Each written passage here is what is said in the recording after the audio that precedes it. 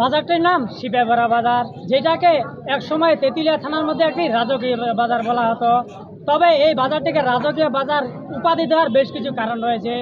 যেমন এই বাজারে পশ্চিম দিকে বয়ে গেছে ভারত থেকে আসা হিমালয় পর্বত থেকে বয়ে আসা বাংলাদেশের মহানন্দা নদী, যে নদীতে সনাতন পদ্ধতিতে কাজ করে হাজারো মানুষ, যেখানে প্রায় ইনকাম হতো তাদের 700 থেকে 800 টাকা।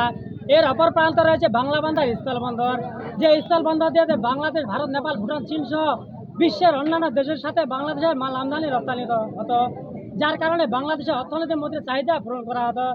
কিন্তু আস্তে আস্তে ধীরে ধীরে এই ইনকামের সোর্সগুলো কমে আসায় বিপাকে পড়েছে মহানন্দা এবং বাংলাবান্ধা স্থলবন্দরের শ্রমিকেরা। তাদের আগের ইনকাম ছিল 500 থেকে 700 বা 1000 টাকা, এখন সারাদিনে পরিশ্রম করা হয় 400 টাকা। তবে সেই 400 টাকা ইনকাম নিয়ে বাজারে আসলে 400 টাকা ইনকামের পরিবর্তে সেখানে খরচ হয় 700 থেকে 800 টাকা।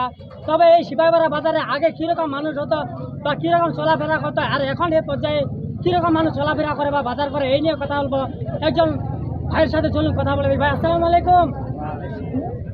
তো ভাই আগে সিপাহীপাড়া বাজারে কীরকম মানুষ হতো? আগে সিপাহীপাড়া বাজারে অনেক মানুষ হইতো, এখন তো মানুষ হয় না। কাজে আর কি অনেক কাজের চাপ হয়, আর এখন টাকা পয়সা কম, তার জন্য এই যে 400 টাকা কাজ করি 600 টাকায় বাজার। অর্থাৎ যে জিনিসটাকে নিয়ে মানুষ হাঁটাচলা বাড়াবাড়ি করে, সেটাই আসলে তাদের মুনাফাটা সেটা কমতে শুরু করেছে, যার কারণে যার প্রভাব পড়েছে সিপাহীপাড়া বাজার থেকে শুরু করে অন্যান্য পর্যায়ে। তো এই ছিল সিপাহীপাড়া বাজারের সর্বশেষ খবর।